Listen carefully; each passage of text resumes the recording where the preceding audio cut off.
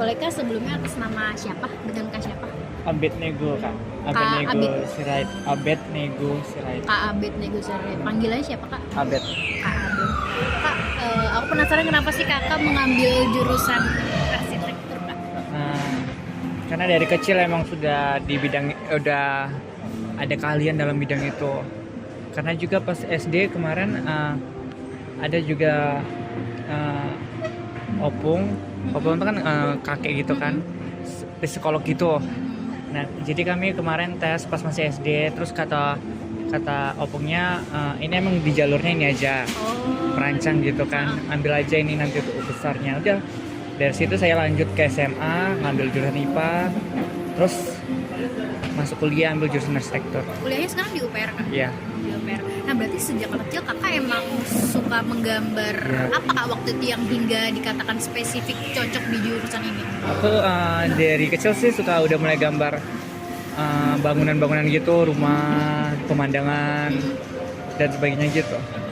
Kakak kelahiran berapa Kak? Tahun 2002. Kalau sempet nonton TV yang programnya ini nggak Kak, Gria Unik? Gria Unik yang mana? Oh belum. Soalnya waktu dulu ada program di TV namanya Gria Unik, dan itu kayak nampilin arsitektur rumah. Kalau sekarang ini kayaknya lebih ke living loving net. Biasa konten kayak gitu. Belum ada ya? Oke. Nah Kak, terus suka, kan kakak ini sejalan dan selaras kan dengan keinginan dan hasil tes psikologi tadi yang kakak. Nah suka dukanya setelah masuk di arsitekturnya apa? Sukanya ya dapat ilmu baru kan setiap harinya, dapat itu meningkatkan potensi di diri sendiri kan. Tapi kalau kekurangannya yaitu banyak pengeluaran untuk kebutuhan gitu. Karena untuk inilah untuk itulah, jadi pengeluaran juga besar. Kalau misalnya ada project gitu kan pasti membutuhkan biaya ya kan? Biasa itu lebih banyak kelompok atau individu Kak? Tapi kalau dari proyek sayembara yang saya lihat sebelumnya itu biasanya kelompok semua. Itu kelompok. Biasanya kalau sekali mengerjakan proyek atau bahan buat tugas kuliah itu biasa habis berapa Kak? Paling banyak untuk satu semester ya? Per satu semesternya deh berapa biasanya? Itu biasanya kalau untuk produknya aja, lembar produk seperti yang ditempel ini kan, itu kan di print terus dibikin cover, itu kurang lebih untuk kertas sama printnya hampir 300-an deh, 300-an lebih. Per tugas atau per semester ya? Per semester. Per semester ya? Iya. Kalau jadwal tidur mahasiswa arsitektur ini gimana kan? Oh iya Mbak, tadi juga belum. Itu kan masih yang kertasnya 300-an kan? Iya, totalnya berapa? Untuk marketnya lagi, marketnya itu kan biasanya beli alat bahannya PCV gitu kan, lem dan sebagainya gitu kan. Itu juga hampir taruh aja satu semester itu habis 1 jutaan. Habis 1 juta. Iya. Itu masih kotor ya Kak? Iya. Hitungan kotor. Kalau misalnya untuk mengakali alat dan bahan yang mungkin terbilang mahal atau sulit dicari, bisa nggak sih Kak? Kadang gini, satu ada miniatur yang mahal, itu seperti kayak miniatur pohon gitu kan. Kalau beli langsung itu biasa mahal banget. Satu pohon itu ada yang harganya 7-10 ribu ke atas, jadi itu kan lebih mahal. Jadi aku sama teman-teman biasanya buat sendiri dari styrofoam yang monokrom, itu tuh warna monokrom. Kalau tuh yang berwarna dari gabus bunga yang hijau, yang untuk bunga. Nah itu dihancurkan nanti dijadikan pohon gitu. Oh, dirangkai ulang. Iya. Berarti kira-kira yang dikeluarkan dalam satu semester bisa sampai 1 juta ya Kak? Apakah semakin tinggi semesternya semakin banyak yang dikeluarkan nggak? Tergantung juga dengan ini semester itu tema studionya apa. Kalau misalnya semester awal biasanya itu one building ditekankan. Kalau udah semester ke atas itu biasanya kawasan. Yang kawasan kan lebih besar lagi dan kebutuhannya juga lebih banyak. Kalau misalnya Kak sendiri kiblat atau style desainnya kemana nih Kak? Masih belum paham juga dengan diri sendiri, tapi kayaknya lebih ke mengikuti style yang lagi ngetren sekarang. Ya.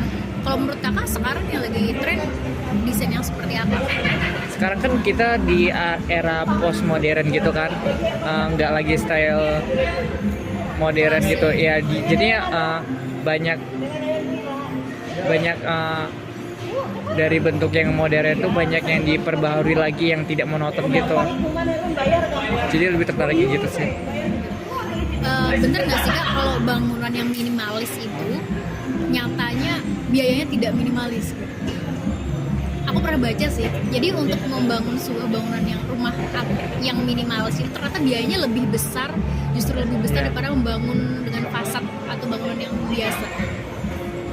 Bisa jadi juga sih Mbak, soalnya kan yang tuh kalau minimalis itu kan kayak fasadnya itu kan ditambah lagi kayak stylish aluminium atau stainless gitu kan untuk jadi lebih terlihat sederhana gitu kan, itu kan juga lebih mahal untuk penambahannya gitu, tergantung juga. Kalau yang Kakak lihat sekarang fasad rumah apa sih kayak yang paling banyak Kakak temui tampilan fasad?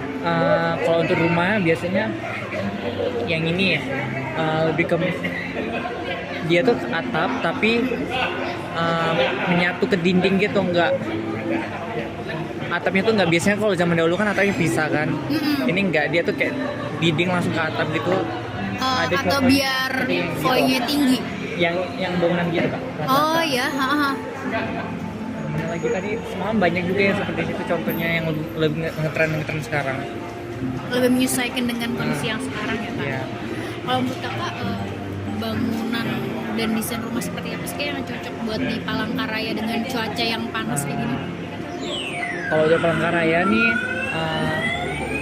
lebih cocok ke atap yang lebih tinggi, soalnya karena cuaca yang panas, biar di dalam ruangan itu tidak udara panas itu tidak terlalu masuk ke dalam ruangan Dan membuat visual lebih tinggi juga ya Kak? Biasanya kalau atapnya lebih tinggi itu membuat ruangan lebih adem. Kalau dari kakaknya ada tips nggak sih Kak buat seseorang sebelum membangun rumah tinggal supaya seluruh bangunannya efektif? Yang utama ya orientasi matahari itu yang harus diperhatikan, posisi letak bangunannya di mana, sama bukaannya. Ventilasi ya? Iya, ventilasi yang bisa memaksimalkan udara keluar masuk di dalam ruangan tersebut.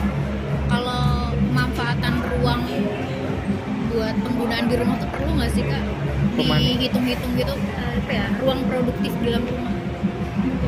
Pemanfaatan Kan jasa arsitek ini kan bagi sebagian orang ada yang bilang kayak nggak perlu deh, aku bisa gambar sendiri. Nah padahal kan jasa arsitek juga mempertimbangkan kan aspek penting. itu ya. Menurut kakak itu gimana Kak? Ya itu emang sangat penting sih kan, dari ada salah satu mata kuliah arsitektur perilaku kan. Nah itu kan juga ada di mana ruangan bisa membuat kita berkumpul gitu kan sama keluarga, jadi itu mobilitasnya lebih tinggi. Nah jadi dipertimbangkan juga gimana ruangan itu bisa berfungsi untuk kebutuhan yang lebih banyak gitu orangnya. Kak, ini kan aku nggak tahu ya Kak, kalau misalnya seseorang menggunakan jasa arsitek, emang kira-kira biaya atau budget yang perlu dikeluarkan dari mulai konsultasi hingga rumah itu siap ditinggali biasanya berapa sih Kak? Kalau itu sih kami masih belum paham, soalnya itu kan biasanya nanti biasanya habis sarjana arsitektur ngambil lagi profesi. Nah biasanya di profesi itu yang dikasih tahu berapa range-nya harganya. Mungkin kalau nggak salah, kalau bangunannya tipe berapa gitu 5% dari total bangunan gitu untuk jasa arsitekturnya. Oh, 5%. Per persennya gitu dari luas bangunan biasanya arsitekturnya. Kalau kakak favorit arsiteknya siapa? Kalau di luar negeri sih lebih ke Zaha Hadid yang perempuan. Sarah Hadid. Itu kenapa Kak? Kenapa Dia idolakan? Dia menghadirkan bentuk yang futuristik gitu, yang tidak pada bangunan umumnya, lebih ke lengkungan, karena rata-rata bangunan yang dibuatnya tuh lebih melengkung, tidak beraturan gitu. Oh, apa karena dia berani bereksplorasi gitu ya, kalau nggak terpaku dengan sudut-sudut gitu ya. Nah, tidak terpaku dengan biasanya kan kalau struktur yang lengkungan itu lebih susah pemikirannya. Dia patahkan itu, jadinya dia mencoba dan mendapatkan hasil yang bisa untuk melengkungkan sebuah bangunan gitu.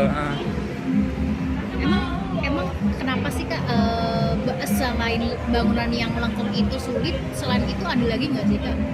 Kesusahan dari bangunan melengkung. Jadi orang kebanyakan ngambil yang bersudut-sudut gitu. Mungkin karena juga pengaruh udara. Soalnya pergerakan udara itu kan juga mempengaruhi bangunan. Makanya bangunan tinggi itu kan juga dipertimbangkan kecepatan udaranya. Soalnya biasanya bangunan itu nggak berdiri tegap terus. Aku banyak dapat insight baru dari Kakak. Aku boleh minta tolong tulis namanya?